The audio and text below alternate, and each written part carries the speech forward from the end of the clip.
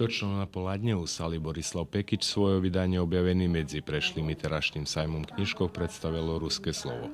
Moderator promociji bol redaktor vydavateľnej dielnosti Ruského slova Mikola Šanta a predstavená knižka Zvonimira Pavloviča za zberovače Truploch, o ktorej popri Šantu bešedoval Miron Džunja, jak i knižka Oleny Plančak-Sakač Veci od bešedy, ktorá ju navštíviteľom osobne predstavila.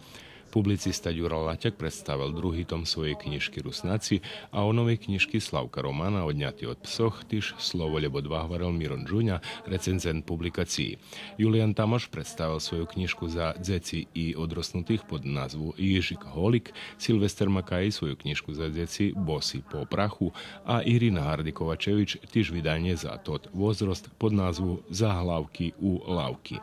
Direktor Ruského slova dr. Boris Varga, redaktorka Maku Renata Džudžar i Miron Džunja predstavili zborník robotov mladých autoroch Humno 2, ktorý má náslov Dzeci zo društvených mrežoch. Zadovoljni sme.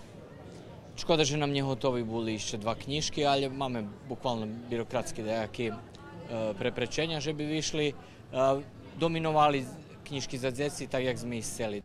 Na 13 hodín na istý mesce svoje vydania predstavil i Závod za kultúru v vojvoďanských Rusnácoch. Milo mi, že sme i toho roku mohli prísť na sajem knjižkov u Beogradze i predstaviť toto, co sme vydali medzi dvoma sajmami. Knižku doktora Ďuru Hardija Rusnáci od prisvojedinjenja po prosvitu popri direktorky závodu predstavil i sam autor, a zborník robotov zo 4. naukovej konferencii mladých naukovcov i fachovcov predstavil i jeden zo redaktoroch Saša Sabadoš.